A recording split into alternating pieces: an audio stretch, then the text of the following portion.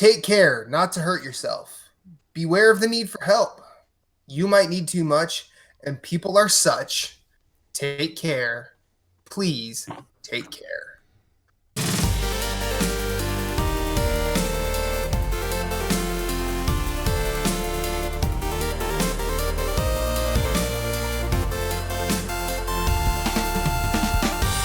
Welcome to Nerds Gone Rogue, episode 165. My name is Matthew Keel. I got a couple friends with me. Moose, in full Brian, how are you, sir? Pretty good. How are you, man? Doing well. I don't Corey? know. I don't know. The moose is starting to grow back. I see a little bit of it there. I mean, It kind of looks like it's Friday. It kind of looks like when Matt doesn't shave for 3 months. yeah, so. that's about right. You know, that's cold, man. It's true. No, it's not cold. It's just the truth. That other voice is Corey. Corey, how are you? I'm doing all right. Cool. Yeah. Cool. We are Nerds Gone Rogue. You can find everything we do at nerdsgonerogue.com. You can find us on social media at Nerds Gone Rogue on Twitter, at Nerds Gone Rogue _official on Insta. We've got a Discord group. We've got a Facebook group, fb.com/group/Nerds Gone Rogue community. Discord, just search for Nerds Gone Rogue. You'll find us. I know because I've done it. You can find us individually on social media. I am at infinite_rewind. Corey is at Corey in HD713. That's me. And Moose is at Sven at SVHENN. And before we go any further, I know we've got a giveaway to talk about, and we've got games and we've got listener questions. I wanna say something. I'm not going to make a big deal about this, but Nerds Gone Platinum this past week decided to take a break. I hope they'll be back at some point. At this point we do not know, but our friend Moose here was a big part of that, if not the driving force behind it. And I just want to say that they had a fantastic 118 episode run, and I am proud to still call them friends. And I love those three guys, and I realize I'm talking about Moose in like the second or third person, even though he's sitting right there. But I'm just saying, Nerds Gone Platinum, I was very proud to share a network with them, and I miss them. So, but thank you for everything, Jason, Jeff, and of course Moose. Thank you to all their guests, all of the developers that stopped by to interview, the publisher that was publishing John Wick Hex. That was a good show. It was a good show, and there is a big hole left where Platinum once was, and I hope they come back. We won't really delve into that anymore, but we will just say, hey, listeners, would you like to win the new Call of Duty game that's about to come out in 3 weeks? Because we're giving it away. How do you enter this giveaway, you ask? You have to subscribe to us, either on YouTube or a podcast service of your choice. You have to screenshot your subscription and send that to nerdsgoneroguepodcast@gmail.com. That's how you can get one entry. If you write a review on your podcast service of choice, you can get a second entry. And then there's a third entry that I'm forgetting again. Why do I always forget this? YouTube. I said YouTube. Podcast service. Podcast service. Screenshot. Rate. Review on the podcast service. Yes. Review on the podcast service. Send all of that to nerdsgoneroguepodcast@gmail.com, and you can get yourself 3 entries to win the next Call of Duty game. And the way people are talking about it, like, it's turned my head a little bit. I'm not a Call of Duty guy, but you know, some people are.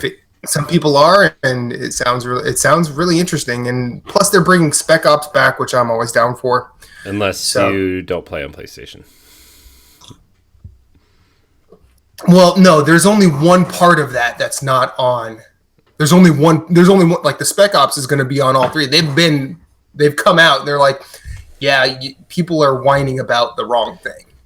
Because it's not like an entire game mode that's completely that's completely taken out. It's like one half of one game mode. Oh. Which is just like, which basically means that gamers need to read the fine fucking print every so often. Well, I was just going by what I heard off podcasts. Sure, fair. I wasn't reading anything because I don't really care about Call of Duty, so I'm not like seeking out this information. I'm just like, oh, podcasts. It's like, Activision pissing people off. Standard. To be fair, I trust that maybe I'd do this blindly, but I trust that like IGN and Game Informer and those podcasts do their research before they say things. So I just go with what they say. Well, yeah, I think probably the one who's done the most is ironically Polygon in this case, considering they tend to operate on a hair trigger at best. So you can win Call of Duty from us. We're going to give it away the Monday before it releases. We will give it away live on the show, and if you are not participating in the show that night, we will send you an email if you win. So. Get your entries in. Time is a ticking. TikTok.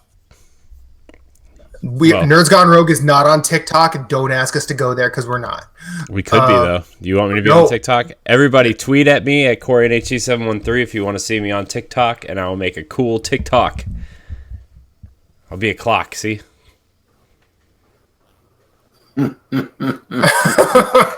Get it? Because it's called TikTok, and I'm a clock.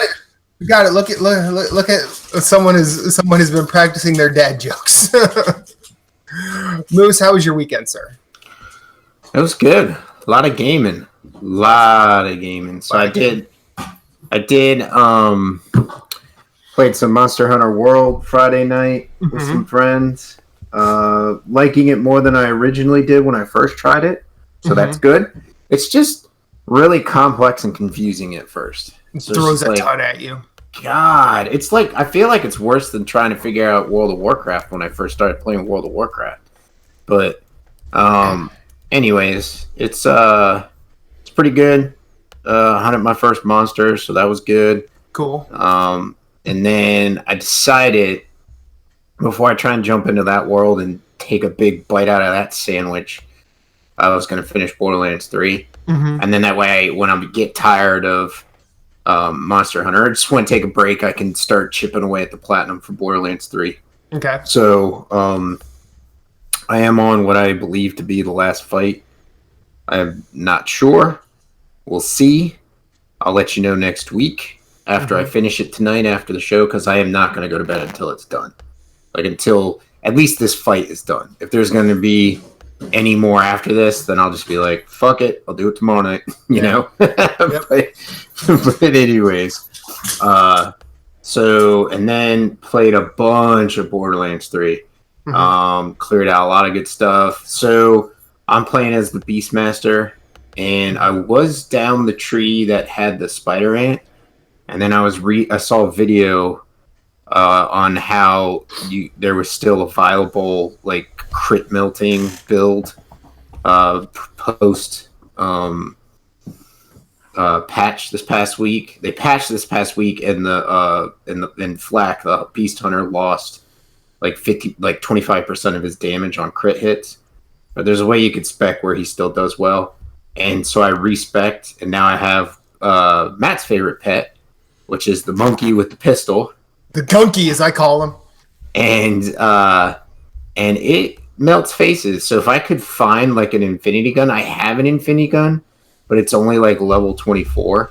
So it's like only 24. Yeah, only level 24. I'm level 40, so it's like half my level. So it's not really going to do the damage I needed to. But like, if I could find an infinity gun, meaning infinite bullets, like then I'd just melt faces.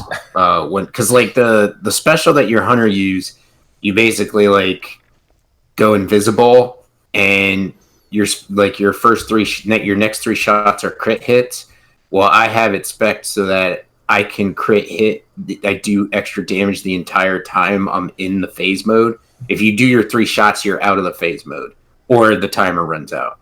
But like, there's a augmenting skill where you can actually have it so that you just do you just stay in the phase the entire time of the period, or the length of the cooldown, or the whatever, the timer for the skill, but your crit damage is significantly lessened. Not significant, not too much. It goes from like 200% down to like maybe like I think 50%. So, but you get to shoot for longer. Right. So it's nicer when you got multiple targets around. I usually don't burn the skill unless I have a heavy, and then like even heavies with shields, like there's shields and a quarter of their health done before I come out of my mode. So it's like a really good skill. And then the monkey, who is called Meat Thief, is his pet name. I wish you could you can rename your character, but I wish you could rename your pet, because I'd call him something else. But he also he call has him Gary. Yeah, Gary. Anyways, classic Gary. He has a skill where you target an enemy and he throws a radiation barrel at it. Well, at the level, dude, the monkey throwing a barrel is fucking cool, man. But when I saw him pick up that barrel, I'm like, oh my god. Well, see, that's just in the level. He'll pick up barrels in the level for you and throw them. Right, but he has his own skill where he throws a barrel. But I don't know what the shotgun does. Maybe he pulls out some other kind of weapon. But the last mode that I have him in, he has an SMG and he pulls out a rocket launcher and fires three. Yeah, he pulls out a rocket launcher and fires 3 to 4 shots. So, but anyways, so I've been working on that. Goddamn class. I picked the wrong goddamn class. Yeah, but you got a mech, dude. So that's the class I'm playing next. I want to play Moze next because I want to get in the mech and have some fun with that. But anyways, so played a bunch of that. Played with Jason a little bit. Got to play with you, Alan, and Jason last night. I played with Alan before you guys got on, and we were having a good time. And then I had to step away. But yeah, it's a lot. It's totally chaotic, completely chaotic 4-player. Yeah, when and that's like the way I love it. Yeah, like, yeah. Honestly, like those fights where I'm looking around, I'm like not sure. Like, well, at least when all 4 of us were playing, I was looking around, and every time I found an enemy, I would end up like seeing you or Jason or Alan just kill it before I could shoot. I'm like, all right, I guess I'm just hanging out here. I guess I'm just keeping my bullets in the gun. But it honestly, it brought me back to Helldivers, where the more chaotic times in that, and I'm like, this is what I want out of this game, more so than like I've never really wanted that out of a Borderlands game before, because like the gameplay loop is solid. It's still just shoot something, make something colorful come out of it, and then use that colorful thing for the next thing you shoot. Mm-hmm. I mean, it's a good gameplay loop. The gun combat is still really good, and I'm finding myself like if I actually detach the overarching story from it, there are some one-liners that I'm finding more often that get me going. All right, that's all right. That's kind of funny. But I've actually over the past week of like listening to various outlets, because there's still plenty of talk about that game. I'm actually more excited to get through the game and do end game stuff, because people are saying like that's where a lot of what makes Borderlands 3 really, really great is. Yeah, the mayhem mode. Yeah, unfortunately, they did the Final Fantasy 13 of like hiding that behind 30 hours of content, which is probably not the smartest thing to have done. Yeah, but it's a good story though. I like the story so far. So. Yeah, I mean, it's Handsome Jack made me care about him. Like he made me care about whether or not what he had to say about whatever I was doing. Tyreen and her dirtbag brother, I don't give a shit. I like the fact that, like, especially this past weekend, I ran into some old friends from the Borderlands universe, and it was nice to see them again. And I mean, I don't want to talk about it in case like people care about spoilers for Borderlands 3, but seeing the three old characters that we had, I'll use their code names: Meat Slab, Crunk Bunny, and I guess this one gives it away, but Hammy Locks. Yeah, that was. Oh, I thought you were gonna say Birdman. No, well, Birdman too, but Hammy Locks is still priceless. Yeah, Hammy Locks. It's such a good name. And delivering a bomb ass pizza was a lot of fun. It was nice to see all those folks again. Mm-hmm. Yeah, that was a good mission. I like that. Like, and I still think, like, if you want some comedy, like, the Typhon logs are where it's at. The Typhon logs are genuinely hilarious. Yeah, and then yeah. I almost spoiled some shit for you, but sorry. To the point where, like, I'm thinking Typhon might actually end up pretty high in my best new character this year, because Typhon is some of the things that come out of that dude's mouth are hilarious. Yeah. But apart from changing, how was your weekend into game time? What'd you do this weekend, Moose? Other than games, is that it? Ate some really good brisket yesterday. My brother's birthday was Saturday, so my sister-in-law did Thanksgiving dinner for his birthday. Okay. It was delicious. Must be what he asked for. No, I think they were doing it because his daughters, my nieces, will be in Pennsylvania for Thanksgiving this year, and so she was like, "Let's have Thanksgiving with them at this time, and we'll have it twice this year." So, anyways, it was nice. Good. Other than that, it was pretty relaxing, pretty fun. Cool. Corey, how was being a dad and a husband this weekend? It was all right. We went to the zoo yesterday, and what else did we do? Oh, I took my parents to the airport, and then this Friday and Saturday I worked all day. Friday I worked from I worked like 13 hours on Friday, and then Saturday I worked all morning because of we had an inventory.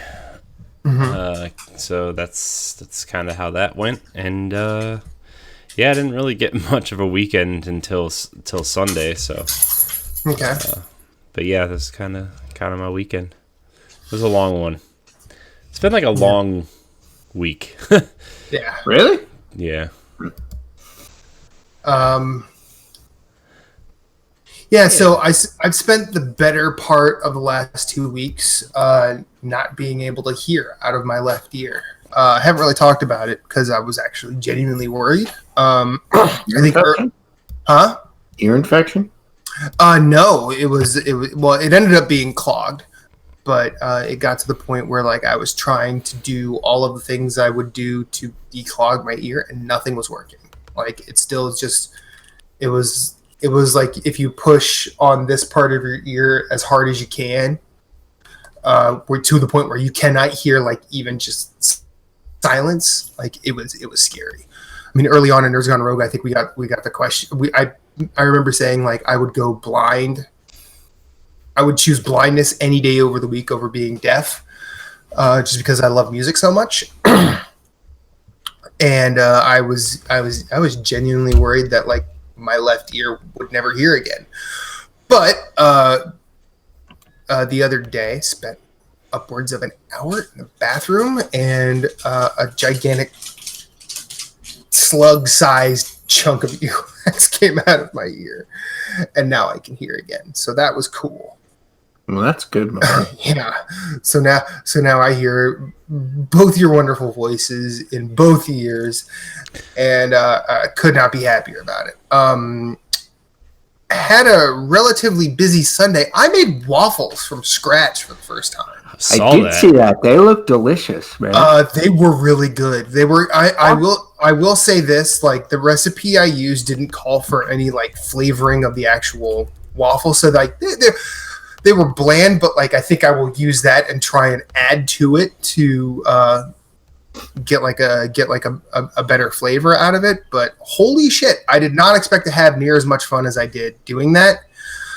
It was kind of a big step for me because I've never I'm not a cook. I know how to make very few things, and the things I know how to make are not a challenge. I've never used like waffle mix before. This is my first time ever making a waffle. Like apart from like when I would do the frozen waffles when I was a teenager. Right. But yeah, I beat egg whites by hand, and that was fun and exhausting. Reba loved the waffles, and it actually made like a lot. It made like 5, but each we had. The recipe calls for making 5 waffles. We actually made 6. Both of us had 1 and were basically full after that. So I froze the other ones. But yeah, I'm glad I did that because that was a lot of fun. And now I've decided that I'm going to try and do that again. I want to make sure I get completely comfortable doing that.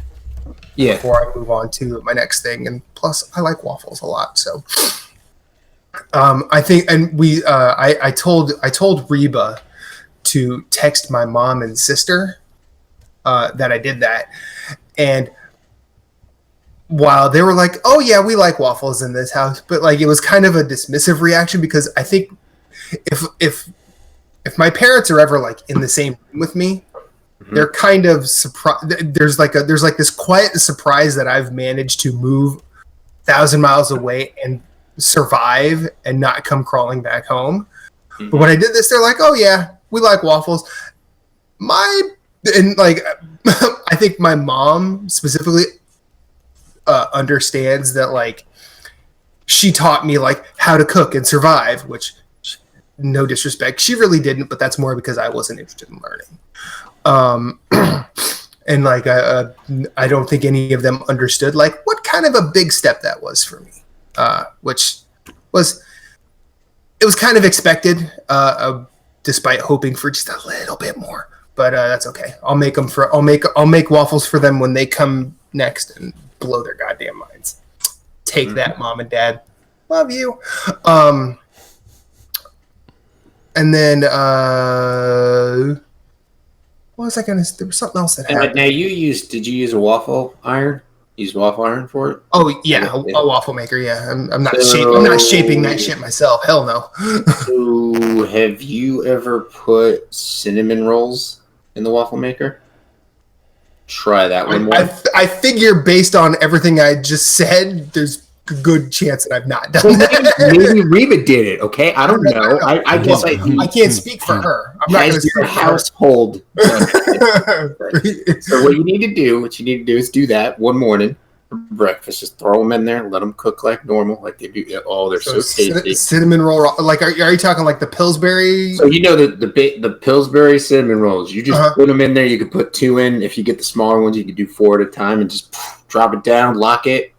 Let it cook till they're golden and crispy. And then also, if you would like to make it for your sundaes, use a brownie mix and make brownie waffles for ice cream sundaes. Oh, it is thebomb.com. That sounds amazing, actually. So you can perfect your waffle making. Move right into cinnamon rolls and cinnamon waffles, and then move right into your brownie waffles for dessert for dinner one day. I am writing this down. But yeah, Kelly got me into that. Oof, it's good stuff. We haven't had it in a while. Maybe I'll make it one morning for breakfast. The cinnamon rolls. I mean, I ain't gonna judge anybody if they're eating brownies for breakfast, but hey, live your life. Right. Okay. Sometimes brownies are good for breakfast. Brownies are good at all times of the day. My stomach does not discriminate against brownies at any time of the day. I agree with that statement. I just, for me, they're a little sweet for the morning. So I'd probably be like half a brownie. Yeah. Or if it's the only thing I got, like I'll do, like usually I cut the sweetness in a brownie if I have to have it for breakfast with like black coffee. You know what I mean? Like I'll eat it with black coffee and it'll kind of take the sugary edge off. Like sweet and bitter, yeah. Yeah. Mm-hmm. I feel like I did something else that I'm forgetting. Oh, I got my passport back, so now I'm ready to go to Scotland. So I'm excited for that. Other than that, I think we can go into game time. Moose, did you play anything else other than Borderlands or Monster Hunter? No. Negative? Okay, cool. Corey, how about you? What you been playing, bud? I've been playing a little bit more Link's Awakening. Okay. I'm not. Uh-oh. Yeah, he'll be right there. His mic unplugged. You're Uh, muted right now, Corey. Muted, bro. Corey, you're muted. Can you hear us? There he goes. yes.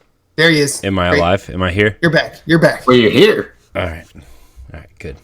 I did Whether or not you're alive, who could say? I did it, know. everybody. I did it all by myself. I figured it out. Played some Link's Awakening. I'm just getting to the third dungeon. I haven't really played as much as I've wanted to. And then last night, Jesse and I tried to play some Gears 5 because he just got back from vacation, and we had trouble connecting with each other, so we just ended up playing some Overwatch instead. Okay. But other than that, Fire Emblem grind is still happening. Just finished the game. Nah, I like this. It's a good time. Let the man have his. That's okay. His game. Why don't you go play Binding of Isaac again, Matt? Well, Why don't you go Spelunky again? Now, whoa! He's beaten both of those games. yeah. Aren't you working towards beating the game? You I'm haven't grinding beaten so I can beat the last level without trying hard. Okay. Okay. Fair. No, I can respect that. Fair enough. JRPG, I can totally respect that. Yeah, I can respect that too. That's kind of all I've been playing. I haven't really had a lot of time to play games. I've been trying to do too much, and it's hasn't allowed me to play games. So, yeah. So I Great. rolled. This is a great podcast, guys. I'm sorry. I rolled credits on Untitled Goose Game, and that game is in my top 10. I guaranteed for Game of the Year. And Ooh, a guarantee, he says. guaranteed, like I don't know where yet, just because there's still a couple of things I have to finish, including another game I started this weekend. But this, like, for what this game is, and it's a very short experience. I feel like if you extend it to its absolute length, you could probably get 10 hours out of it, and that's if you really drag this thing out. But I feel like most folks will probably get somewhere in the 4 to 5 hour range out of it. But this game, there's very little, if any, wasted space. The puzzles in it are fantastic, and most of the time, like I know we've had this conversation on the show where if you have a choice to be good or bad, overwhelmingly the idea is to most people choose the good side of it. The fact that you have really no choice other than to be kind of a nuisance to this entire neighborhood, there's something very liberating about that. Oh, nice. It's like plus like the doing that and realizing that you are gaining something just by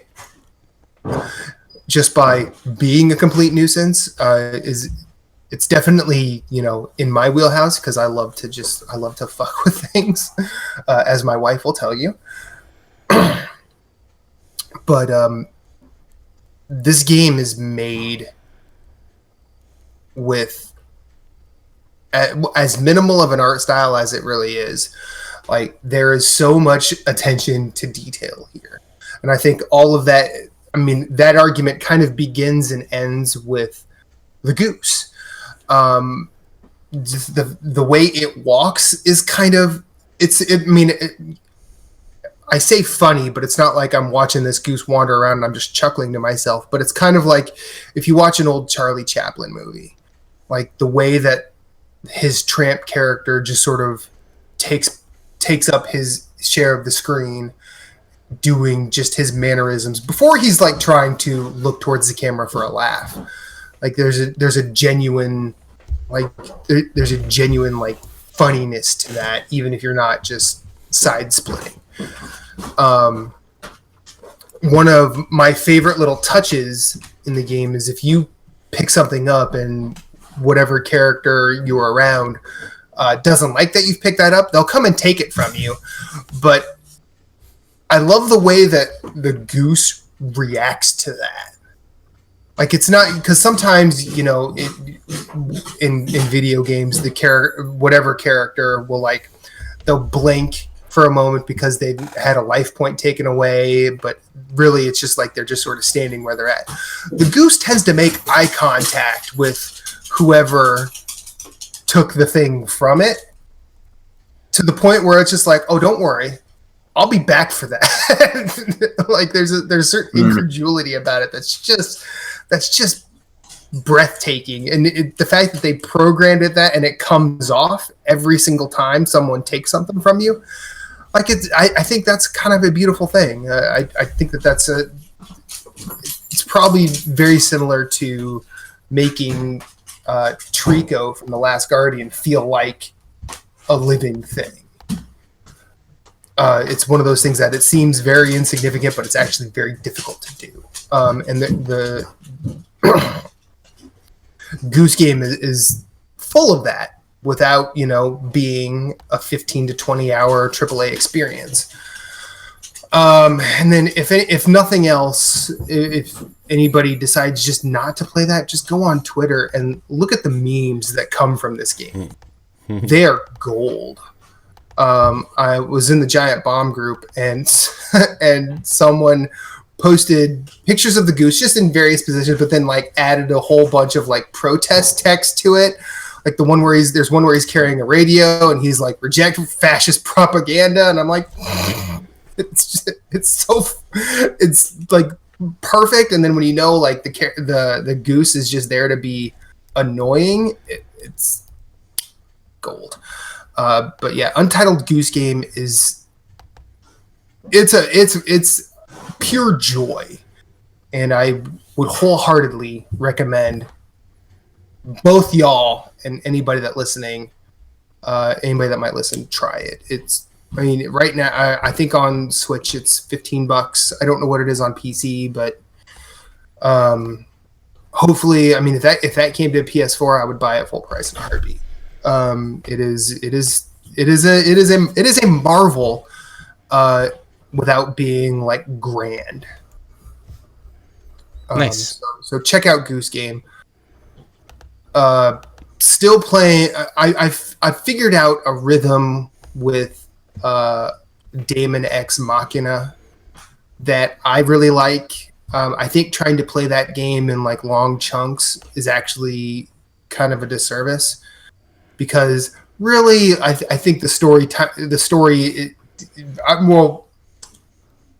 either I'm coming to a point where I'm going to just be absorbed in this story, or it's just going to keep sort of slowly ramping up into kind of nothing, the way a lot of anime does for me. Because I feel like a lot of anime I've watched, especially most of the things that people tend to hold in high regard, it seems to just ramp up but then never pay off. So I either anticipate this story doing that, or it pays off and I'm just in. But this game, like the mech fights in the game are really, really fun. It's plenty of verticality. I think the color palettes that they use throughout the many different worlds I've been are actually beautiful to look at. I think if you spend a lot of time on the ground, I can see why one could argue that it doesn't really move that well. But also, like, I think the point is you are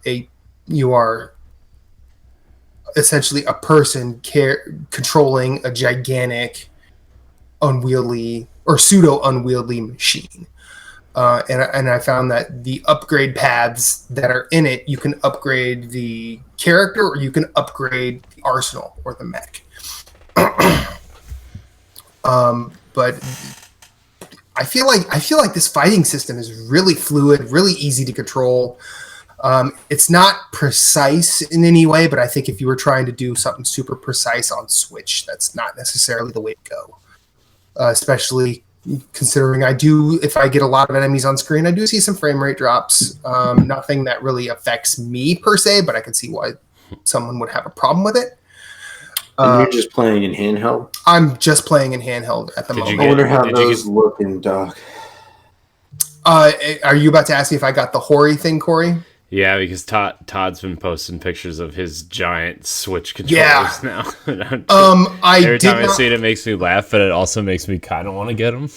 I kept meaning to pre-order that. I did not, and I've thought about getting it since, but also like I feel like I'm okay in handheld mode as is. I know that like a lot of people tend to have their discrepancies with Switch handheld mode, and I'm like, that's fine. I'm not going to say that, well, if I could do it, you should be able to, because that's reductive and shitty.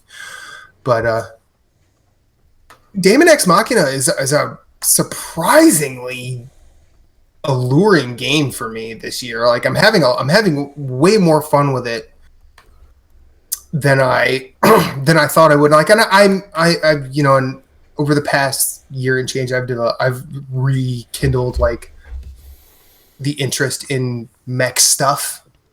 Considering like I mean I didn't have a ton of it before, just because I had seen like Robotech and some Gundam, and I'd heard about Evangelion, but honestly, if you talk to someone who's an Evangelion fan and you don't really know a lot about anime, you're more likely to never want to watch Evangelion just because of the fanaticism around it. But having watched that earlier this year, like I feel like this is taking a lot from that, as well as, you know, Gundam and Robotech and Macross, and Macross is part of Robotech, but we don't need to go there.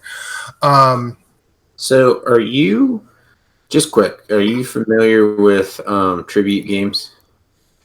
No, I am not. They did Flint Hook. They did Curses and Chaos. I know Flint Hook. There's another game. There's some other bunch of other. Oh, I think they did Mercenary Kings. Okay. But they're coming out with a game called Panzer Paladin, where it's a 8-bit side-scrolling mech game, where it's kind of like Gato Roboto, where you can get out of the mech and do stuff. So like Blaster Master as well. Yeah. But it looks really good. I'll shoot you the link, man. You should check it out. It's definitely on my radar. But if you're liking mech games, it looks like it's going to be a lot of fun. Yeah, and like I mean, I was talking to Jason Marshall about Gato Roboto earlier today. I feel like this is something that this is like an itch that I've wanted. There's actually speaking of Monster Hunter, there's some Monster Hunter-ness to this, because if you take down other mech enemies, you can resource them for parts, which has been I like doing that, but also it's kind of unintelligible as to what you're getting. You kind of have to know what you need to develop new technology for your mech. So there's a lot in this game. It if you choose to engage with it, it can it can get pretty daunting. Like I've kind of just been going into it piecemeal. Like each new thing that I'm allowed to do, I look at and say, okay, maybe I'll come back to that. Mm-hmm. Now, when I've come back to like the body modification stuff, like that makes your character a little bit stronger, and that translates to them being able to control the mech better. I found that to be rather rewarding. The weapon stuff, certain weapons, definitely feel different. Like sniper rifles and machine guns feel different. Shotguns feel different. Assault rifles feel different. But I'm still trying to look into like developing new stuff on that, because I'm trying to get, like, I have this I started with on my left shoulder this missile launcher that launches like a barrage of missiles, and all of them lock onto things. That I actually love. I would love a way to make that more powerful, because I'm probably like 20 missions in, and I'm still using the one at the beginning. So I'd like to make that a little stronger, so I'm taking things out faster. Yeah, there's got to be a way for you to make that powerful. No, yeah, and I mean, I know there probably is. I probably just haven't seen it, and because this game up front gives you a ton, I probably missed it. So I'm just like every time I finish a mission, I go back and look and see what I can do to make that stronger. That game's really fun. I am now at the point where I am going to platinum Remnant from the Ashes. Woohoo! I am I all I have to do is return something to a character in the game, and I'm literally at the checkpoint in front of that character, but I'm going to make that my 130th platinum, and I'm at 127 right now. So I'm going to probably get a couple of rat games, just platinum them in like an hour, and then make that 130. Jason, he and I have been playing that over the past few days. He's last I knew, he's 2 trophies, and one of his trophies is super easy to go get, and the other one kind of requires some RNG, but which has been kind of a bear for him, and I feel bad because when he and I did adventure mode for the first time, I got that and another randomly generated thing in the same world, like in the same like dungeon. Mm. And he's like, oh, so I should be able to do that really easily. And he's re-rolled it like 15 times and not gotten it, which makes me feel kind of bad. But keep plugging. We'll keep plugging. He'll get it. I am now level 28 in Borderlands 3. And I think a lot of what I could add to what Moose has said would basically be repetitive. The loop in that game is still fun. I'll say that. And then I started Control. Ooh. What are you thinking so far?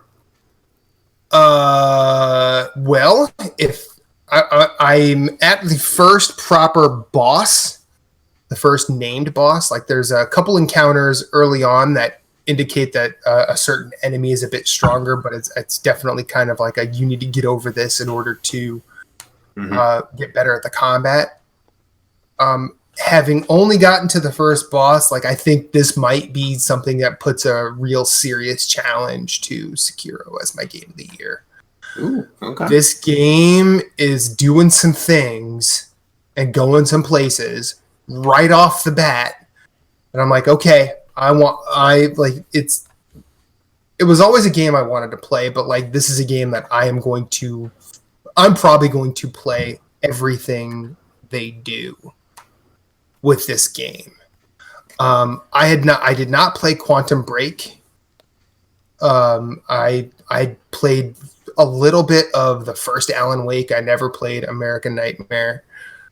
But holy shit, like if someone would have told me this game was coming from Remedy, I might have been following everything they did prior. This game is amazing. Like the combat, I haven't even unlocked everything, and I think the combat is some of the most intuitive, like organically, organic. How do I want to say this? Intuitive, yes, but like the combos are just. It flows well. Yes, thank you, thank you. That it is like having only unlocked like the ability to pick things up and throw them at people. Like doing that from the melee to the gun is such an elegant thing. This game, and I think this game has a visual style that is cool as shit. That I mean, forget the muted color palette and the use of red and orange. I like the way that they use the cinematic technique of mise-en-scène. Like where the way that they frame up shots, essentially. Some of the choices they make are just eerie and bold, and and so like different than a AAA studio generally even thinks about. And I can't wait to play more of it. It is like I like playing Remnant. I was playing Neo with Ahmed earlier today, and like I was kind of every time I popped online, I was like, man, someone else wants to play something else. Why can't I just play Control? And yeah, Control is something special right off the bat. It's got a good start too. I like the start of it. I really like its story and how things are moving, so I'm looking forward to it unfolding. Mm-hmm. So, yeah, I highly recommend it too. So I think like I think I'm gonna make a concerted effort to get Remnant off the plate. I'm gonna help Jason finish his platinum there, and then I'm probably just going to get lost in the oldest house in Control because, man, that game is something special already. If you get through this and you get a chance, you should try Quantum Break, because I think Control is kind of like, in a way, a spiritual successor to what they wanted to do with Quantum Break, in terms of like combat and style and stuff. And I really want to play Control too. I just haven't gotten a chance to.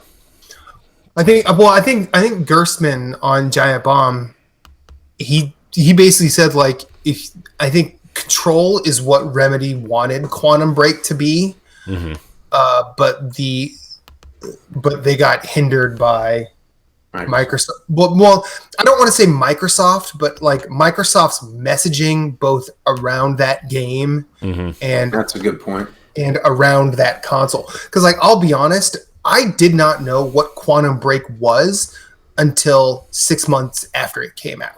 I mean, I didn't even know what Quantum Break was until I was like halfway through the game. I didn't know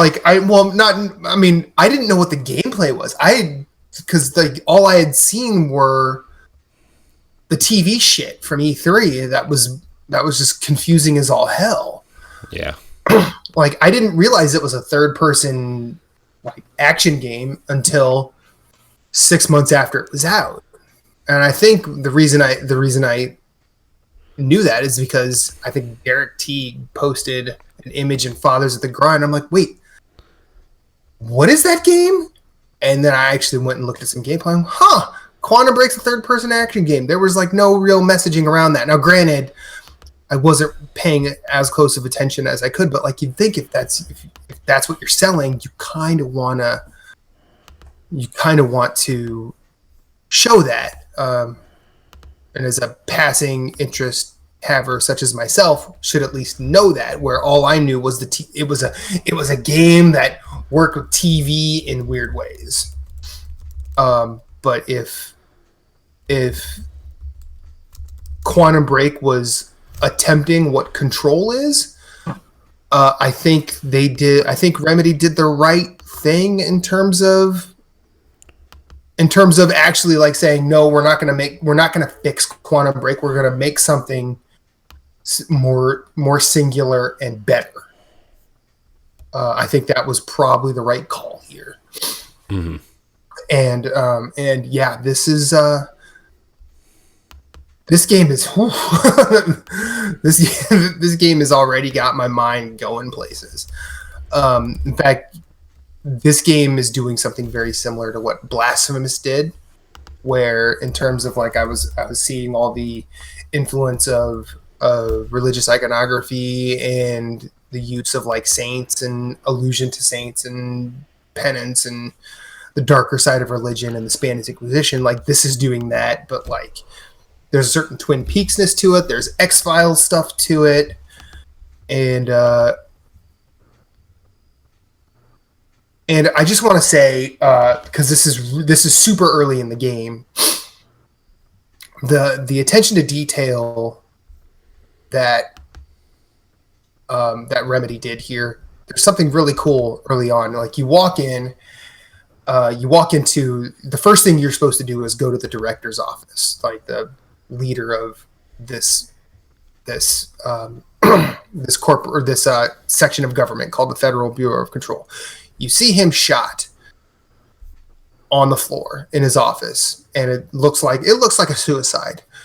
But before you get there, you see pictures, like portraits of the director, and it's that guy. Eventually, the first time you meet an NPC that talks to you, she basically says, "Oh, you're the new director." But the next time you see a portrait, it's your character's face. Like, it's changed that quickly.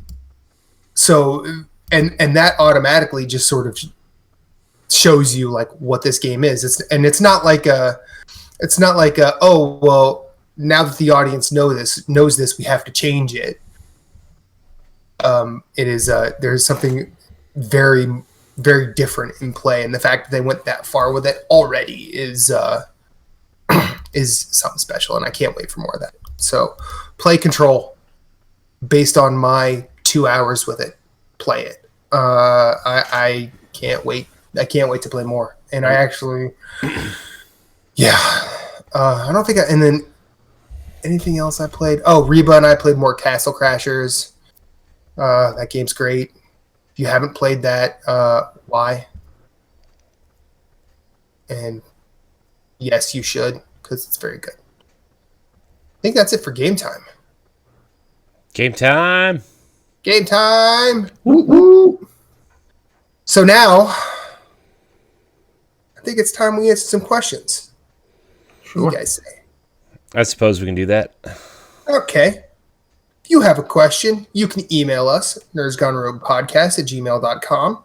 Hit us up on Twitter @nerdsgonerogue. Join our Facebook community, facebook.com/groups/nerdsgonerogue community, or our Discord, which is go to Discord, search for Nerds Gone Rogue. You find us. First up, Lacey McCullum. Hello, I'm a newer listener here and am very much enjoying the podcast. I have a question for you. Oh boy. What are your thoughts on Apple Arcade, Xbox Game Pass, EA Access, and other gaming subscription services? How is it good for developers more aptly, especially the little guy? Well, I mean, I think it's beneficial to consumers, especially because like Apple Arcade is really cheap and EA Access is super cheap.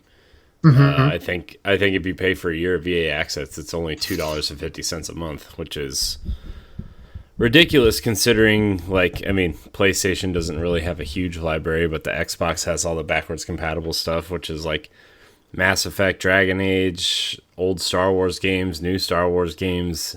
I think they just added Anthem to it, which is like, you know, say what you will, but if you pay for that service, you get it for free now. So, Battlefront 2, like, I think, and EA is a little bit different because, like, you know, they're a publisher and they can do what they want with that, and they don't have any, like third party games on there or anything. But, you know, Xbox Game Pass is a tremendous value at $10 a month, I think. But yeah, it is. And Apple Arcade at $5 a month is, from what I'm hearing, is like finally a mobile gaming service for real gamers, quote unquote, and like, which is all cool and stuff, but like the deals that these companies are making with the developers of these games, like I want to know that stuff, because like we don't really, we only hear what we hear on other shows or read about or whatever. We're not like, clearly not insider people, right? I mean, we just come here to talk about games, but like it does. Well, and a lot of that information is behind like disclosure agreements and things like that. Right. Even the insiders might not be privy to it, but yeah, like it's or definitely it's like it's all like off the record, keep hush hush type stuff too, you know, like but like to me, I'm like, this might benefit the publisher or the developer, because Microsoft might be making this deal to have this game launch day and date on Game Pass when it otherwise wouldn't survive publishing the game itself on the store, right? I mean, or you get a game like Rocket League that was free on PlayStation for the first month, and it totally blew up. And I think they've actually gone on saying like that first month they like really helped them out, and now they sell the game for what, $20, and they have their Rocket Pass or whatever it's called. And you know, that game totally blew up because it was free, and people are still paying for that game. So I mean, I really don't know. I think the one that you should be worrying about the most is the Apple Arcade stuff. Agreed. Because Apple is paying the developers by time played. Like, it's like download, they get a cut, and then time played, they get more, right? And it's like, Right. well, what if you download the game and then never touch it? You just download it to have it, right? And it's like, oh boy. And don't get me wrong, there's some great games on there. Like Oceanhorn 2 is on there, which is basically a poor man's Breath of the Wild. I don't know. Overland's on there. Sayonara Wild Hearts is on there. Yeah. Yeah, and it's like, okay, well, I could go pick up Sayonara Wild Hearts for $12 on Switch, or I'm already subscribed to Apple Arcade. Let's just download it and play it for an hour or two, you know? And well, what do the developers get out of that? Yeah. So I don't know. I think it's super it could be super beneficial to smaller devs, but at the same time, it's like there's a lot of games that you know, are actually hurt by these services too, and it's kind of what we talk about with games with Gold and PlayStation Plus too. And it's like, if this game is a 7, a lot of people won't buy it. They'll just be like, I'll wait till it's free on PlayStation Plus or Games with Gold, or I'll wait till it comes to Game Pass, which Shadow of the Tomb Raider is the prime example of that, where it didn't sell well. It was literally on Game Pass 2 months later, 2 months after it came out. So, yeah, I mean, it's you gotta just kind of find the balance, I guess. I don't know. But I am kind of concerned about Apple Arcade in terms of the dev side. But I also think $4.99 a month is a great deal, considering Mario Kart Tour is also $5 a month, apparently, on phone with extra stuff. So, again, didn't read about anything about Mario Kart Tour. I'm just hearing that it's kind of a weird... I've heard it's bad. I heard it's just a stripped down version of Mario Kart where they make you pay for, you know, extra stuff with their microtransactions, and I'm avoid it because I'm not going to play Mario Kart on a freaking phone when I have it from a Switch. Word. So that, I think the services are cool. There's some games out there that you want to play and you're like, man, you know, I could pay for the service and play these couple games in a month, and that's cool. You know what I mean? Like, it's a pretty good option. And then they have some, Apple Arcade's got some really cool games coming out. They've got Exit the Dungeon from Boys Who Make Enter the Dungeon, which looks really cool, and I can't wait for that to hit other platforms. There's a black and white game by Devolver Digital where you play like a square at a time, and it's a piece of the earth, and it's like your little white character, kind of like Minute, but not. And that looks really good. I'll get the name of it while we do the next question, but that's coming out on Apple Arcade, and I'm looking forward to that hitting other platforms. Even if it comes to Switch, I'd be like, if it comes to Switch before PS4, I'll pick it up on Switch, because I just want to play it wherever I can play it as soon as I can, because it looks awesome. Well, I also know you're an Android user, yes? Yes, you are correct. I am an Android user. Now Google has done they've done their own pass too. They've done an Android answer. Like, have you looked into that or no? Now, I haven't really looked into it because I already got enough games going on as it is, and enough monthly stuff. So, and also, for those that don't know, like on Android, we have this thing called the Google Rewards survey thing. And so basically, like, Google sends you surveys and you answer your questions and you get money from them in your account. And so I basically just buy games with that. But now they have it on iOS. And so now you can answer Google questions. It's basically like where you've been, maybe what you shop for and whatnot. You can totally limit the amount of information you give Google. And like one question, like they'll ask me, I'll go to I'll be in the area of some stuff. And it's funny because every time you'll eventually get trained to where you see that you have a survey, you'll be like, they're going to ask me if I was just at that place I had dinner.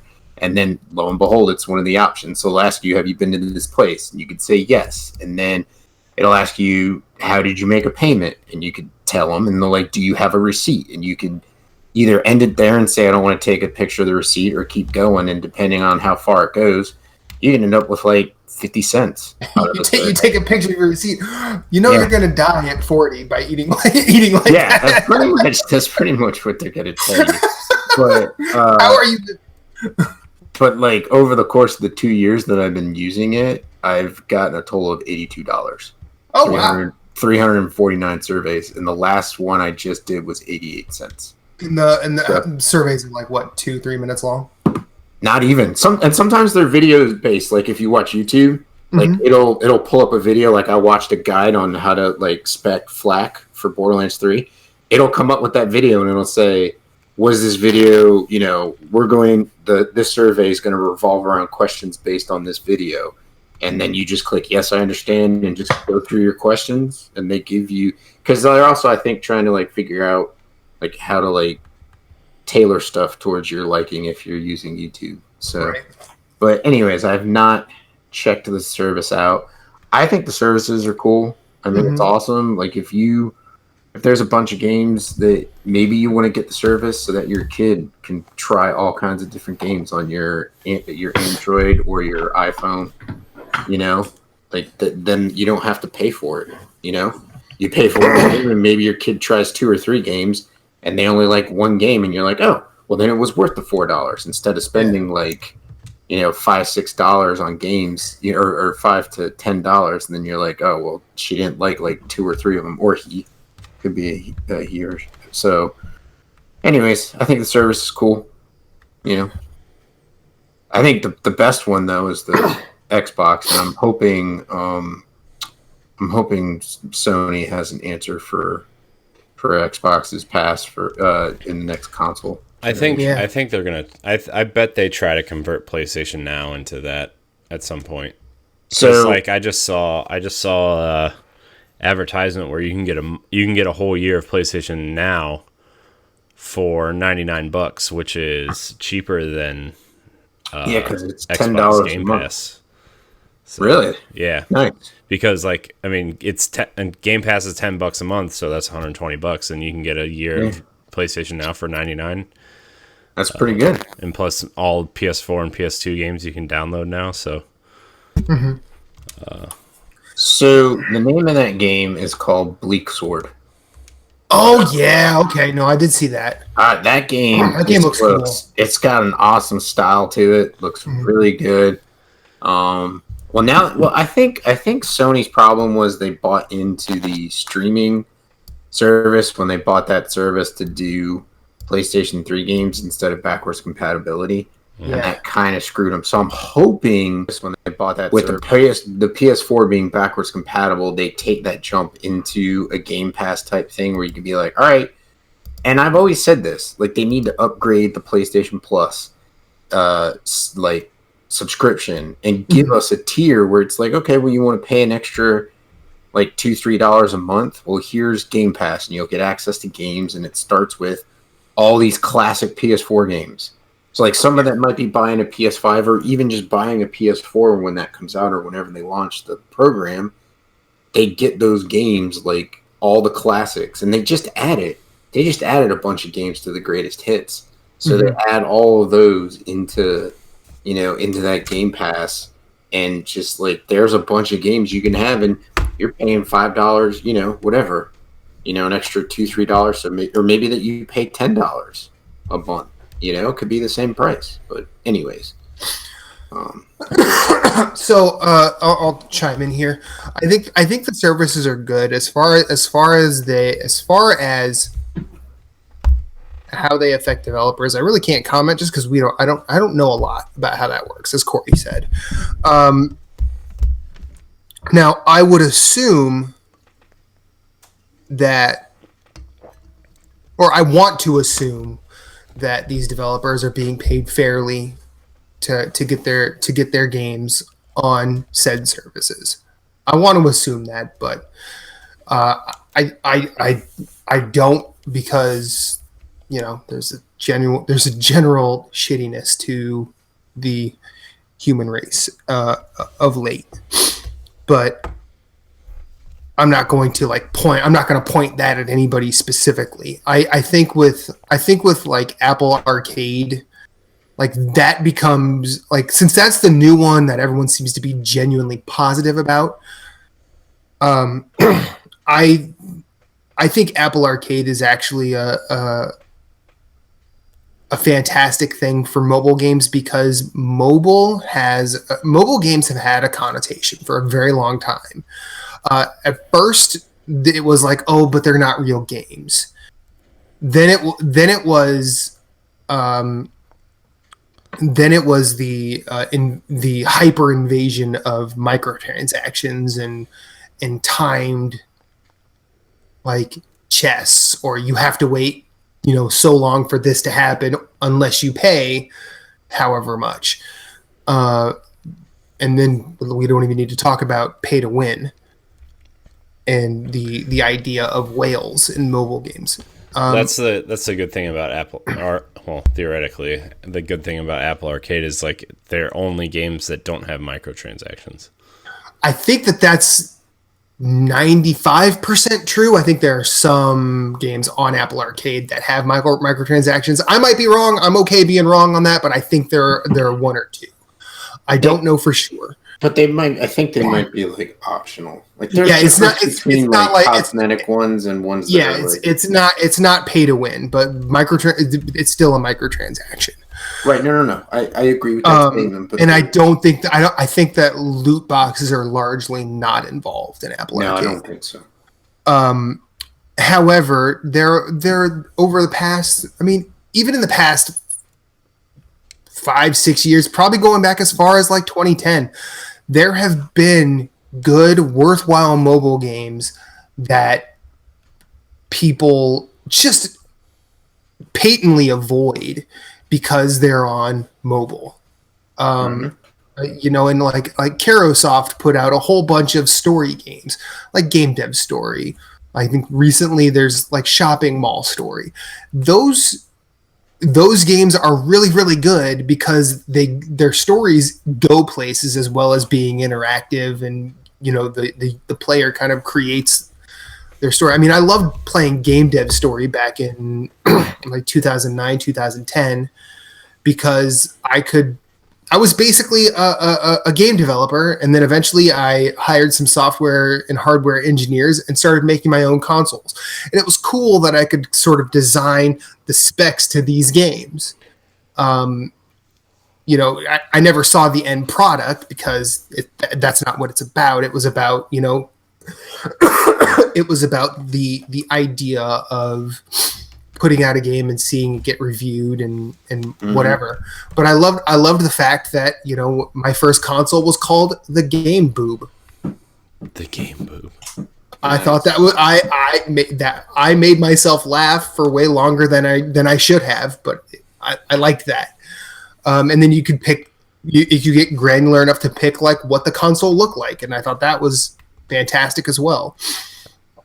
But then like story games like Year Walk and Device 6 and or Lifeline, or like in the last year or so Florence, or Heaven Will Be Mine, like there's a lot of cool things being done in the mobile space, especially the premium mobile space where you have to pay upwards of $5, possibly even $10 for a game on a phone. When people say, "Well, like, why would I do that when I can play Clash of Clans for free?" But like, are you playing Clash of Clans for free? Like, it didn't cost me anything. But how many armies or how many supplies have you bought for that game? Now there's going to be the outliers like, well, I've not spent a dime on it. What's your problem? Well, then clearly you are not my problem. But people who will disparage something they have to pay $5 up front and nothing ever again, versus nothing up front and here they are spending $20 later. Like, and I think Apple Arcade will go a ways to change that perception, hopefully. But also, what happens when Sayonara Wild Hearts goes off of Apple Arcade? How much is it then? I don't know if Apple Arcade is. I don't know if those prices are known or whatever.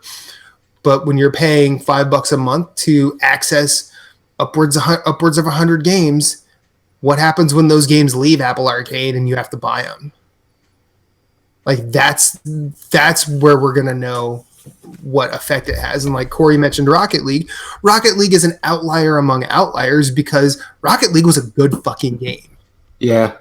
I've gotten a lot of games on PS Plus that were good games, but still, I can't say I would have paid for them outside of that. Yeah, there's a lot of especially like games with gold too. Like there's a ton of games I probably would have never even touched, and I still haven't touched, to be honest with you. I just add them to my library and say, okay, well, I own this game now, I guess, as long as I pay my yearly subscription, you know? Like, and like the thing with like those is like, if you're looking at the services, we've all, like, even you, Corey, like we've all like gotten our $50-$60 out of that subscription. Oh yeah, you know what I mean? Definitely. Like there's been like Matt and I love indie games. There's been so many indie games coming out on PlayStation Plus, and then now like lately PlayStation launched with arguably one of the best indie games on the platform, which I mean, I guess it's kind of published by Sony, but Resogun. Yeah. An amazing game that it just launched with for free. It's still free. I think it's probably free again because after it went off of PS Plus, you had to pay for it. Yeah, well, but it's still like it's free now. Like it's been free for. I mean, I think everybody who bought a PlayStation at launch just downloaded it and played it, right? But like, there's so many games. Like I'm going through my PlayStation Plus library right now. There's so many games that it's just like I would have never purchased this, but I own it now. Yep. You know. So.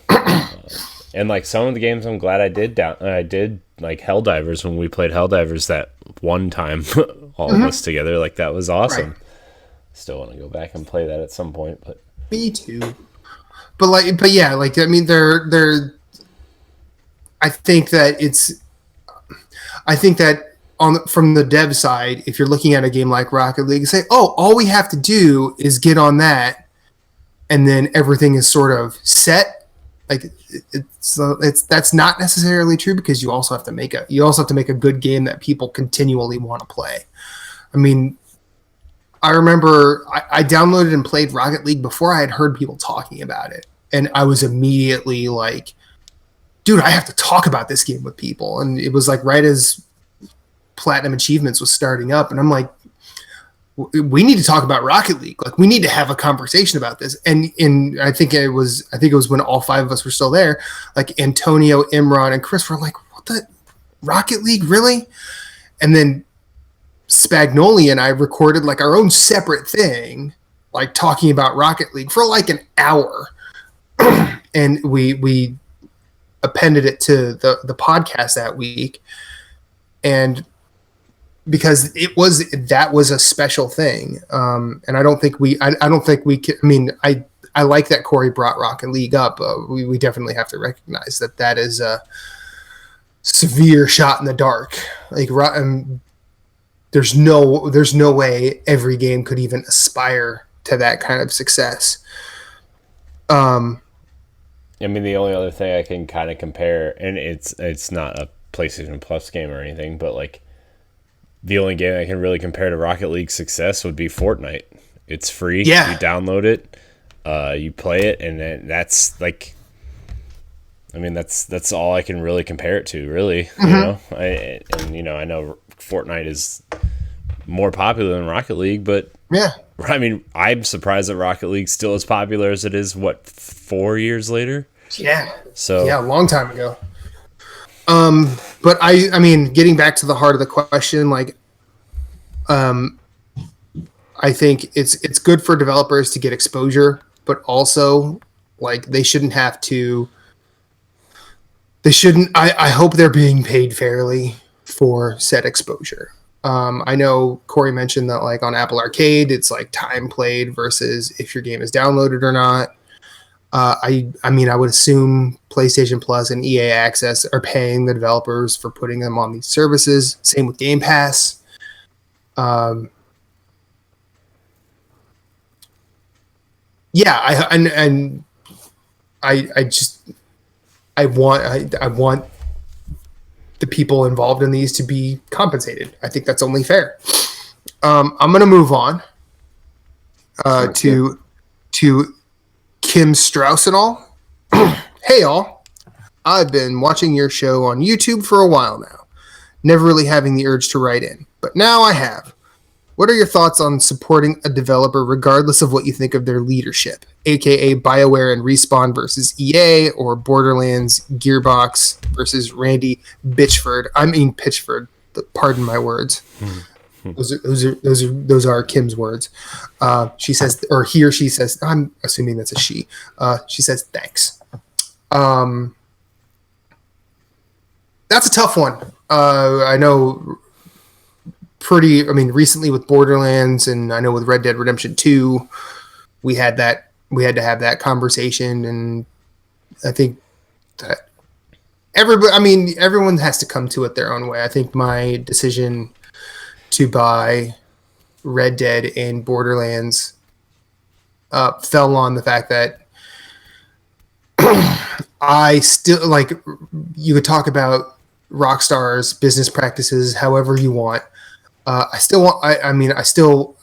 wanted those game. I wanted that game to be good, and it really is. I had a lot of problems with it also, but I also wanted the people working on it being forced to do crunch. If that were the case, I want them to be paid. Whereas Borderlands, Randy Pitchford is one guy in a studio of however many. The rest of those folks need to be paid. Yeah, like that's my thing too. Is like with Borderlands, I still want to finish like 1 and 2, and I know those are extremely long games before I play 3. But I thought about that, and it's like you can't let one guy ruin it for everybody else, right? Like Gearbox is so much more than just Randy Pitchford, regardless of what you think of him, right? Like, yeah. You can go either way on that. I don't even want to touch that argument because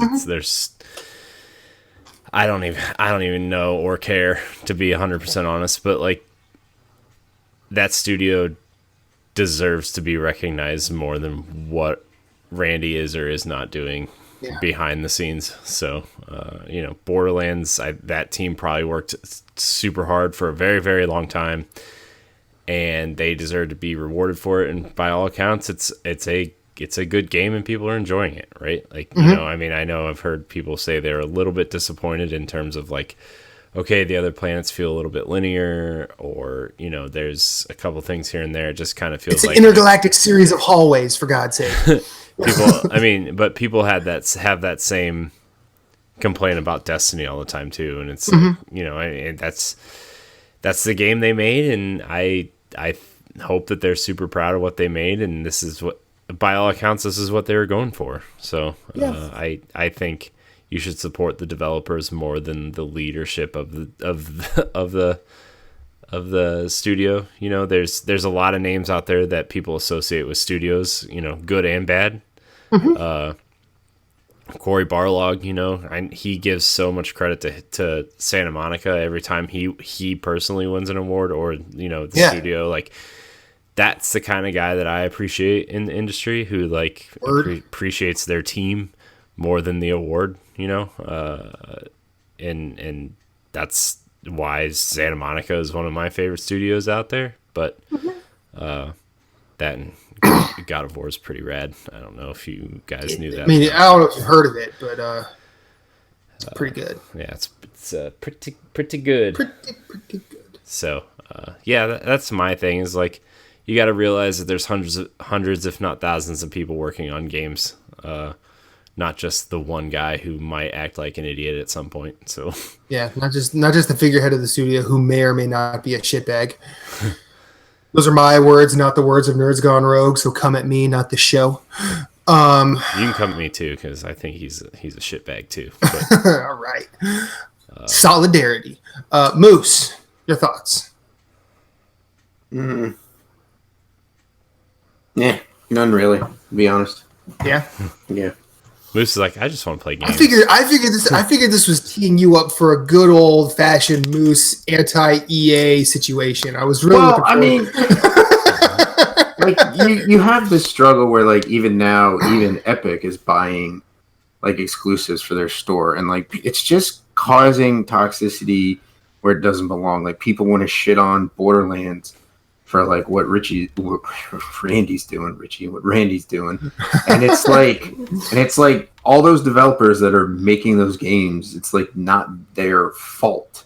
Like the publishers get access to the game and make these shady deals in the back end, and it's like I wish Pitchford would just step away from Gearbox for a while. Yeah. It's a privately held company, so he can't be forced out, so he's got to step down. And it would be in their best interest if he would just shut the fuck up. I mean, the only thing they can really do to get him to shut up is if 2K took Borderlands away, because it's their property. I mean, that's true.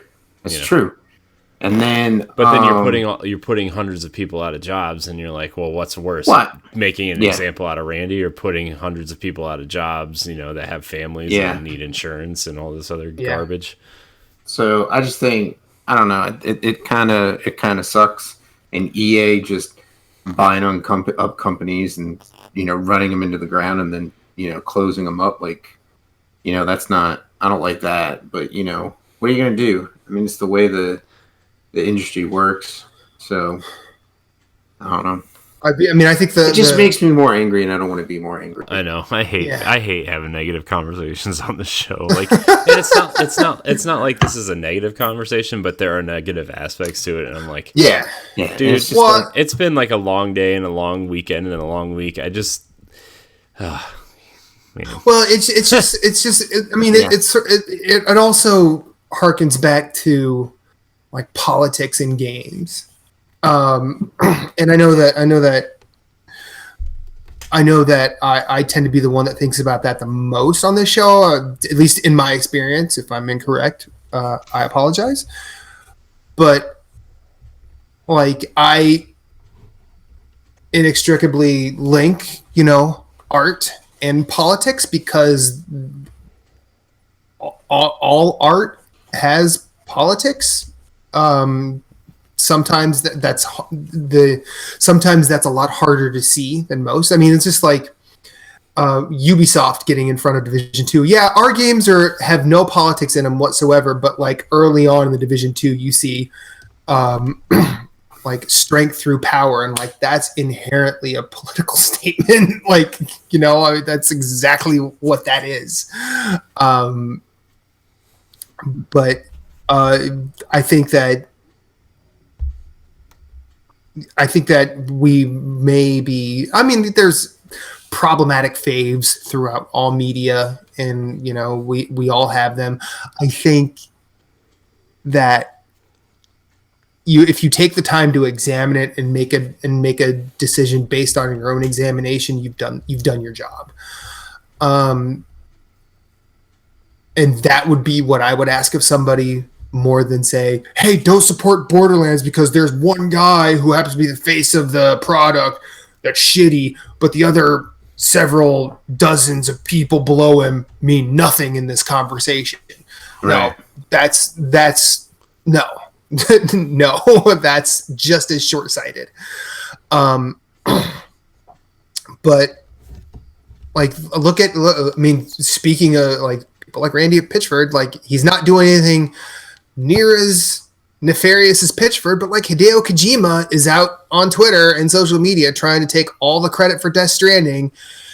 And I think common sense is like, he's not the only one working on it. He's not at the computer by himself designing everything.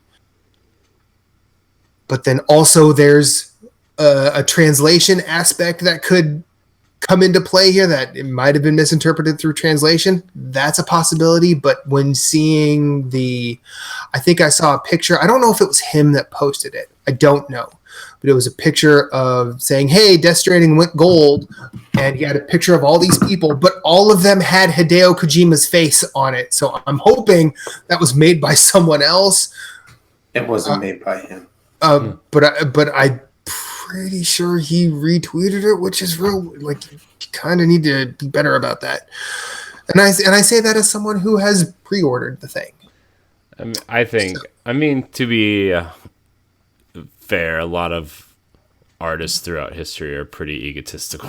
No, in a truer statement you have never made, but but also like.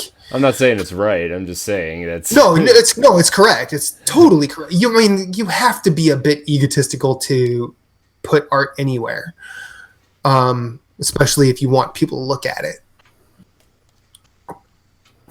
But I think that I think the unnecessary Kojima worship starting to go to the man's head, and I am not going to be someone who says he's not really done anything that good, because I'd be remiss if I thought Metal Gear Solid did not make an impact on this industry.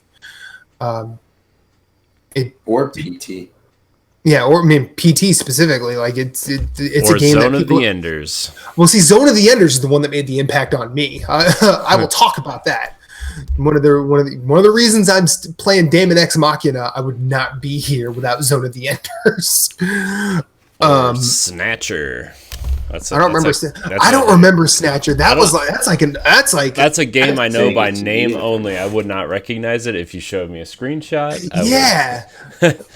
I don't remember where I saw it, but someone was, there was a really beautiful looking vinyl of the soundtrack. I'm like, what the fuck is Snatcher? And then I looked at it, I'm like, Hideo Kojima. Yeah. And I guess it was, I don't remember where it was available, but I guess it was Japan only, I think.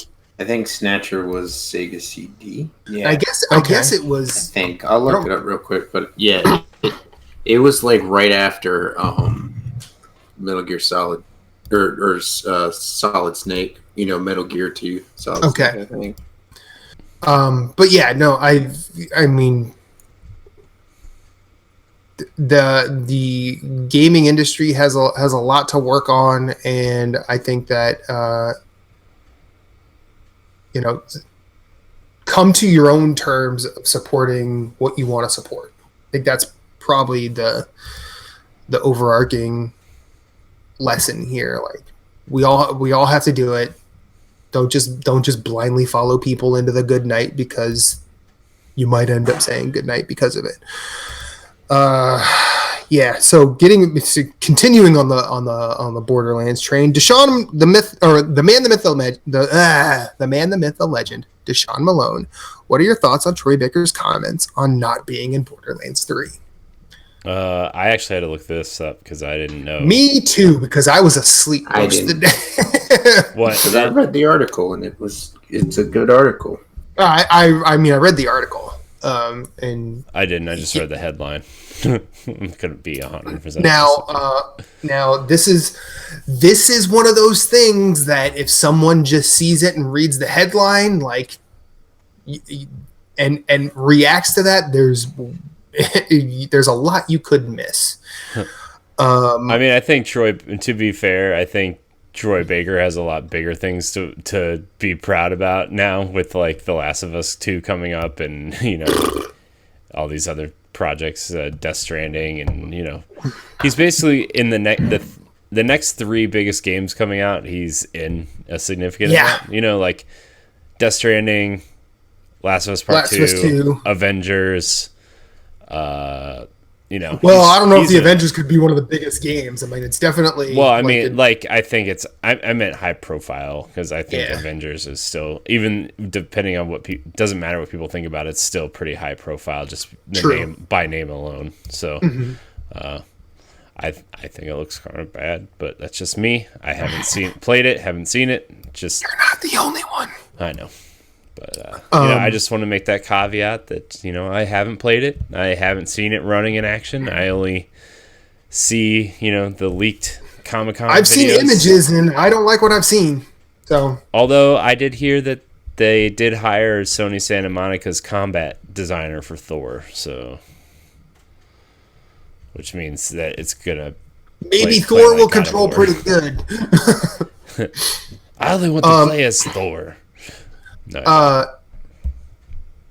I'll go back to And- Marvel Ultimate Alliance.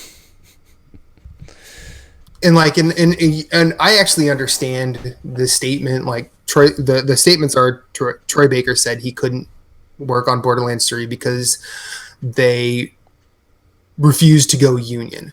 Now, what that means, it doesn't mean that like, you know, it doesn't mean that Troy Baker's in Game Workers Unite's back pocket. What it means is Troy is the member of an actors guild. Specifically, I mean, I'm assuming screen and voice, but I know he's in at least voice. And as someone who has made very, very tiny films around the Philadelphia area, and I'd worked with actors and actresses that from between films had been accepted into SAG, which is the Screen Actors Guild. I could no longer work with those because I couldn't pay for them. I couldn't pay for a contract with SAG, could not pay their rates because I'm just one dude. I don't have money. You don't? Now, Oh, man. Unfortunately, no. Boy, but I wish. Does that mean you're not paying me this week? Man, I owe you. Well, we need to have a talk.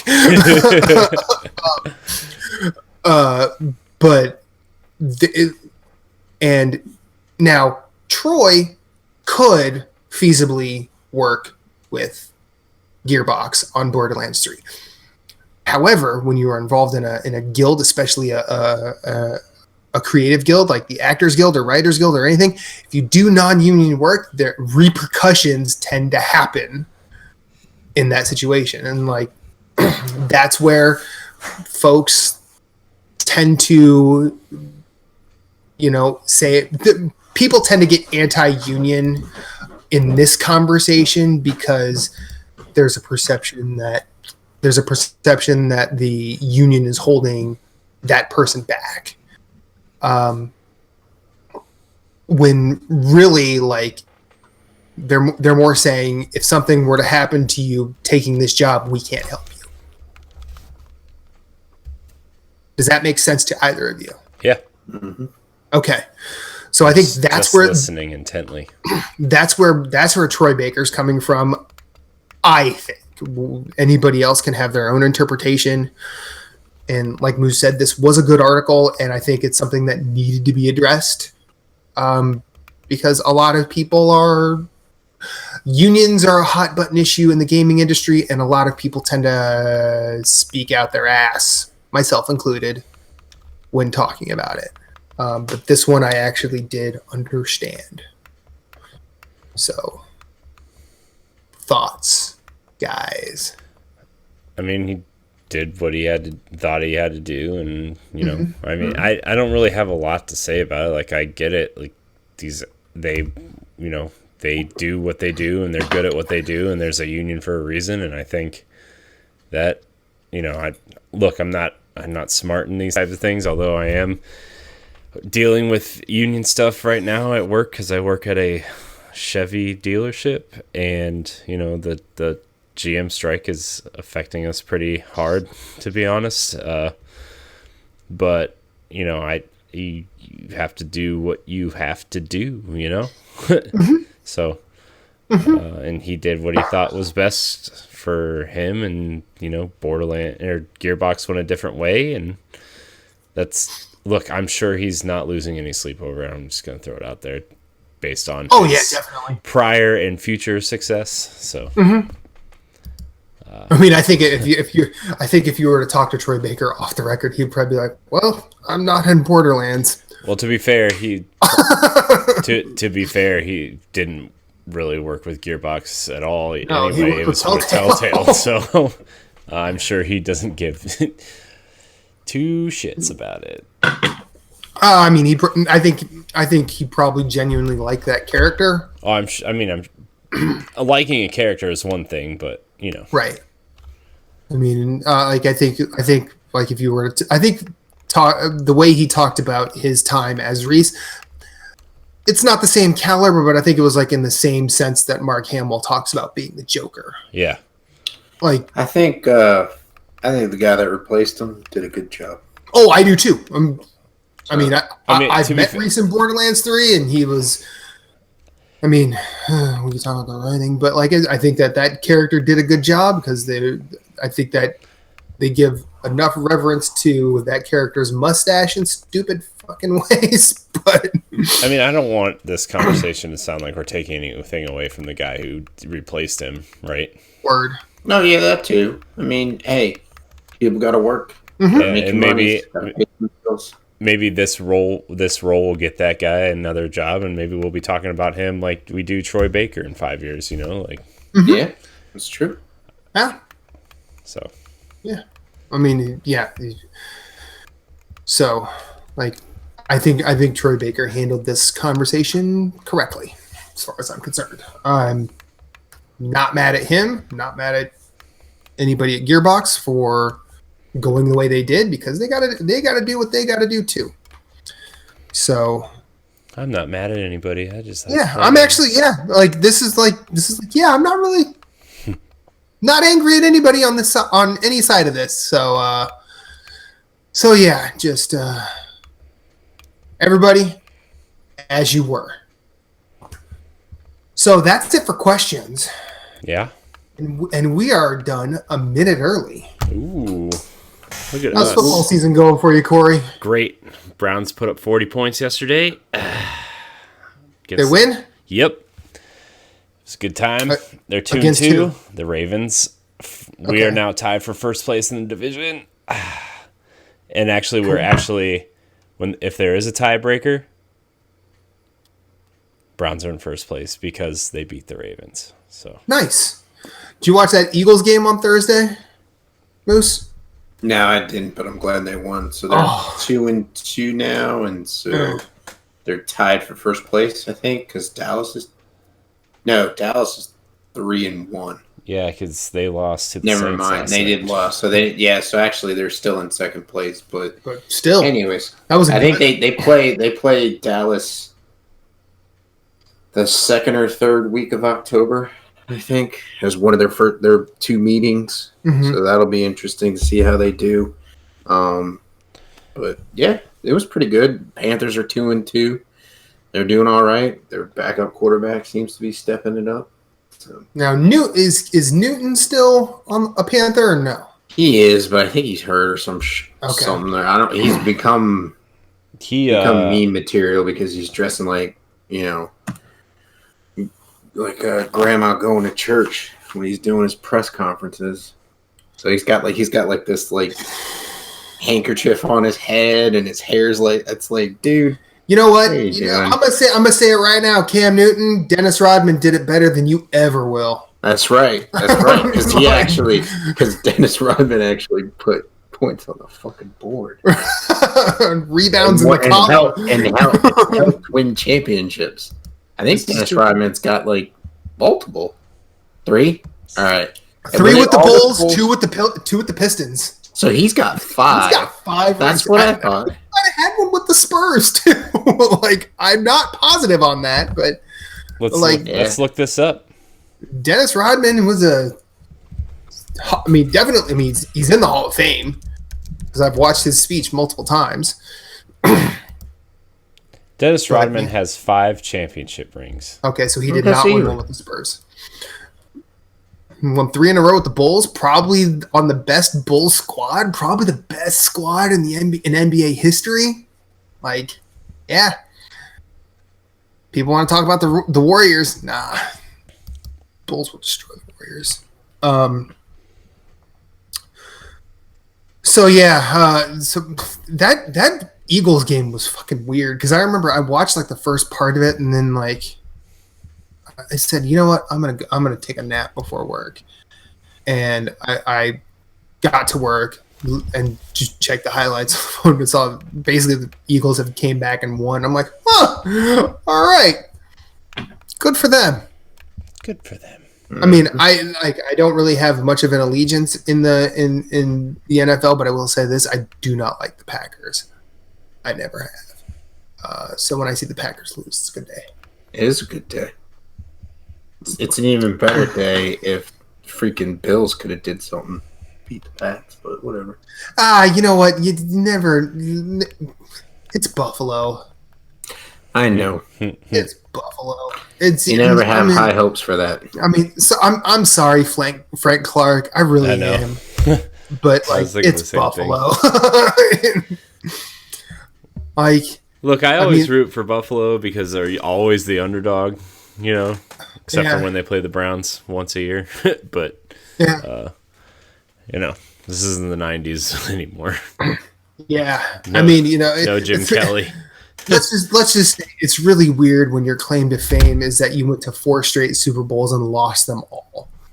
It's fair. Not taking away from that squad, because holy shit, that was a stacked squad. Just things just went against them. Like that's just Well, the Cowboys, too. that's what. Most of the reason.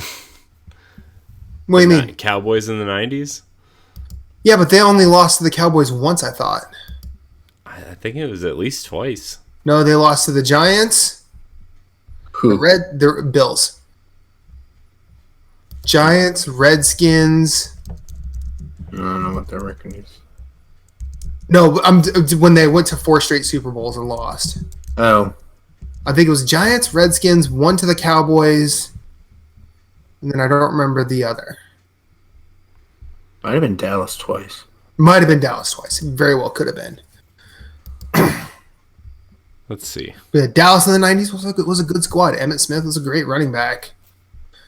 Primetime Deion Sanders, yeah. Troy Aikman, yeah. Let's see. I'm trying to look this up. 1990. No? Yeah. 1990. I know they lost to Phil Simms and the Giants. They lost to the Giants in 1990. Mm-hmm. They lost to the Redskins in 91. Mm-hmm.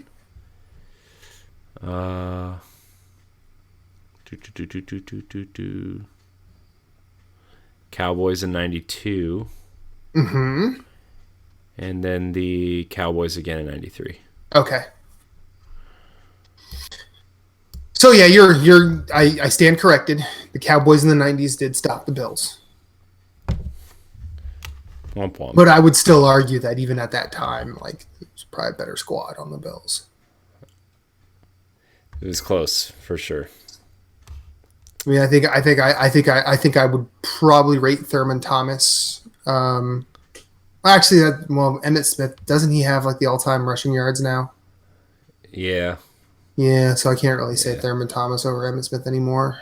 Like at the time, I probably would have rated Thurman Thomas over Emmitt Yeah, Smith. but I mean, it's the same argument that people have with Jim Brown being the best running back of all time. Like, is he though, or was he good at the time? No, well, He was just a monster at the time. You know, He was a monster at the time, but I still think Walter Payton is considered the best running back of all time. Yeah.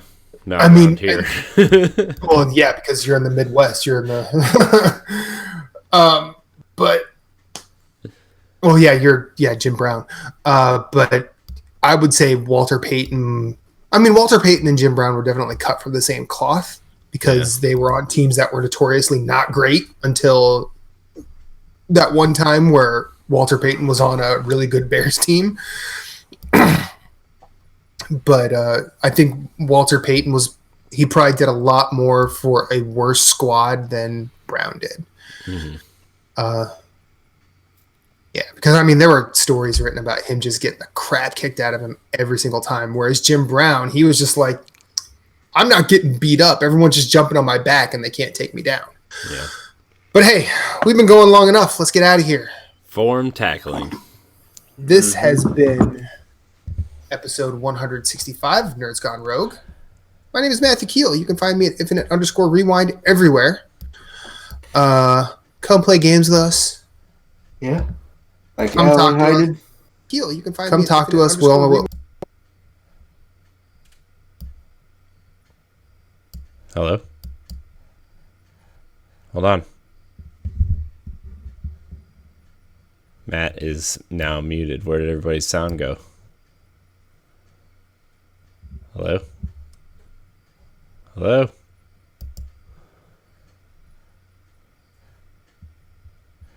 Everyone's muted.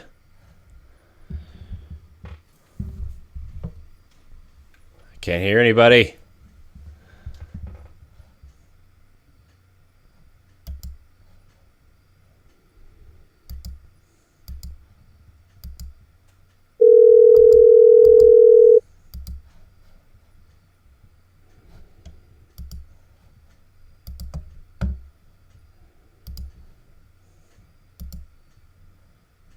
Oh no. Oh no. Oh no. That's not it.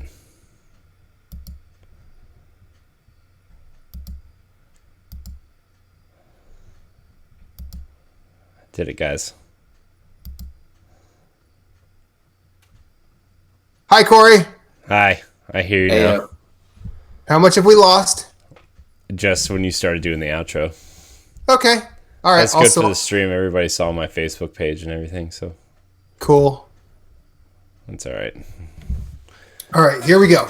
Sorry, guys. This has been episode 165 of Nerds Gone Rogue. My name is Matthew Keel. You can find me everywhere at infinite_rewind. That's PSN. That's Twitter. That's Instagram. That's yeah. One of these days I'll start streaming. When and where, I'll let you know when that happens. Moose, you now have a day. You now have an extra day free in your week. Mm-hmm. An extra day for us to find you where. You can find me at Sven, SVHENN, on PlayStation Network, Twitter, Instagram, and Twitch, which I'll probably start. I need to get back to streaming. I've been doing a little bit here or there, so I just want to maybe get more regular schedule in the latter half of the week. And then you can find me here on Nerds Gone Rogue. Corey, Yes. take us home. You can find me at CoreyNHD713 on Twitter. You can find me at CoreyNHD on Instagram and Mixer. You can also find us live on Monday nights on youtube.com/nerdsgonerogue and on podcast services the following Monday, all edited. Also Spotify, also YouTube, also nerdsgonerogue.com. Check out our Facebook group. Follow us on Twitter at nerdsgonerogue, Instagram at nerdsgonerogue_official. Enter our giveaway, which is fast approaching. The end of that is coming. So, and you can find all of our content on nerdsgonerogue.com. I think that's it. So, I want to thank everybody so much for watching or listening and joining us. And until next time, we love you. Banana and out. You're welcome. Bye, everybody.